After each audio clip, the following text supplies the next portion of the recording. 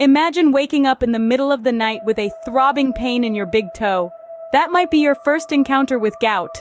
Gout is a medical condition resulting from a derangement in purine metabolism, leading to a state known as hyperuricemia. In simpler terms, it's a buildup of uric acid in your body. This uric acid, which is a byproduct of the breakdown of purines, forms monosodium urate crystals that deposit in tissues and synovium, causing inflammation and intense pain. These deposits are known as tophi when they're large and microtophi when they're small. Now, what's interesting is the role of an enzyme called xanthine oxidase in this whole process. It's responsible for catalyzing the steps that convert hypoxanthine to xanthine and then xanthine to uric acid. So next time when that throbbing pain hits, you'll know it might not just be a random ache. Please subscribe now to join our community and give us a thumbs up to help encourage us to bring more interesting, challenging, and high-quality videos to everyone. Alright, so we've understood what gout is, but what causes it? Well, it's about more than just eating too much rich food. It's about how your body processes it. In fact, gout is primarily caused by a condition known as hyperuricemia, where there's too much uric acid in your body. This can stem from a variety of sources, both dietary and endogenous. Let's break it down. Primary hyperuricemia can be genetic and is mostly due to idiopathic renal underexcretion, which accounts for about 90% of cases. Sometimes it can also be due to idiopathic overproduction or abnormal enzyme production or function. Secondary hyperuricemia, on the other hand, can be due to dietary excess, particularly high consumption of beer, seafood, and meat. It can also be caused by certain systemic conditions or certain medications that lead to uric acid, underexcretion, or overproduction. For instance, renal failure and certain drugs can cause underexcretion, while conditions like malignancy or post-chemotherapy states can cause overproduction. Now, you might be wondering, what triggers a gout attack? Well, sudden changes in uric acid concentration, whether increasing or decreasing, are more important than absolute values. Even with normal serum uric acid, acute gout can occur.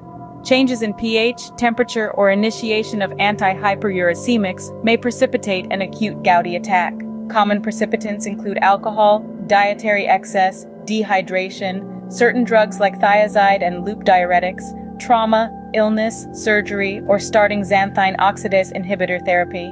Moreover, gout is often associated with other conditions like hypertension, obesity, diabetes, and even starvation. So it's clear that the causes of gout are multifactorial. It's not just about what you eat, but also about your genetics, your overall health, and how your body processes uric acid.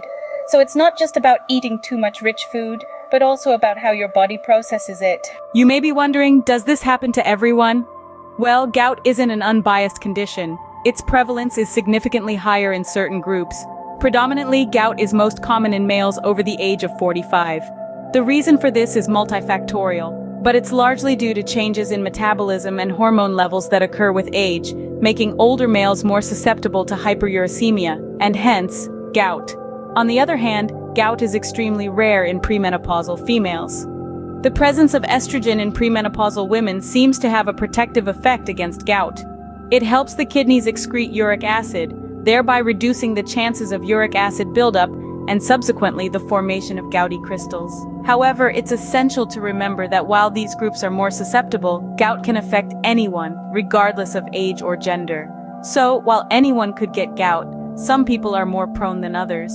Now, how do you know if you have gout? Well, it often starts with a single episode that escalates into recurrent bouts of acute inflammatory arthritis. The most telltale symptom is severe pain, typically in your big toe, but it can occur in other joints too. Imagine waking up in the middle of the night feeling like your big toe is on fire. It's so sensitive that even the weight of your bedsheet seems unbearable. This pain is often accompanied by redness and swelling, giving the joint a hot, infected appearance. Beyond the pain, gout can also limit joint mobility. You might find it hard to walk or move the affected joint. The frustrating part is that these symptoms can come and go. They often subside spontaneously within several days to weeks, giving you a false sense of recovery, only to recur later. Now let's talk about tophi. These are urate deposits that form on cartilage, tendons, bursae, soft tissues, and synovial membranes. Common sites include the first metatarsophalangeal joint, ear helix, olecranon bursae, and tendon insertions. In the realm of gout, The Achilles tendon is a popular spot for TOFI, but how can you be sure it's gout and not just a bad day for your joints? That's where diagnosis comes into play. A key part of diagnosing gout involves a procedure called joint aspiration. In over 90% of cases, joint aspirates reveal crystals of monosodium urate. These are negatively birefringent and needle-shaped, a characteristic signature of gout. X-rays can also play a role in diagnosis.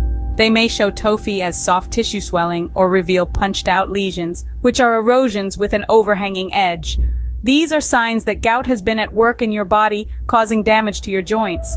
So, a sudden intense pain in your toe might be more than just a stub toe after all. It could be a sign of gout, especially if it's accompanied by redness, swelling, and limited joint mobility. If you're experiencing these symptoms, don't hesitate to seek medical advice. It's better to know and manage the condition early than to let it progress unchecked. We've understood what gout is and how it's diagnosed, but the real question is, how do you deal with it? The answer lies in a two-pronged approach: acute management and chronic management. When a gout attack strikes, it's all about managing the severe pain and inflammation. Non-steroidal anti-inflammatory drugs, or NSAIDs, are often the first line of defense. These are given at a high dose initially, which is then tapered down as symptoms improve. In some cases, corticosteroids may be used, either injected directly into the affected joint or taken orally or intramuscularly.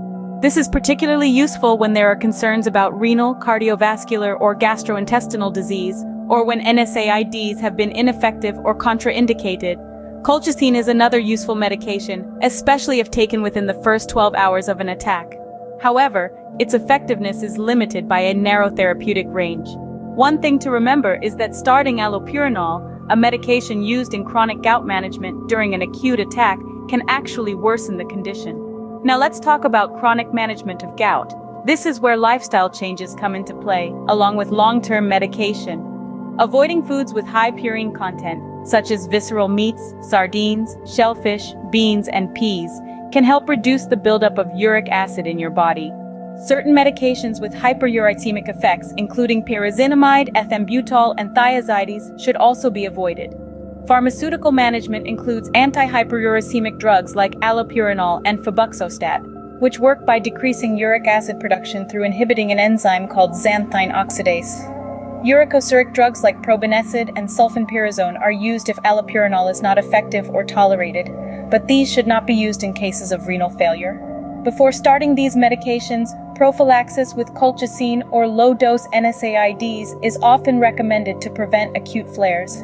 In cases of renal disease secondary to hyperuricemia, low-dose allopurinol is used, with careful monitoring of creatinine levels. Remember, managing gout is about more than just tackling the pain. It's about addressing the root cause.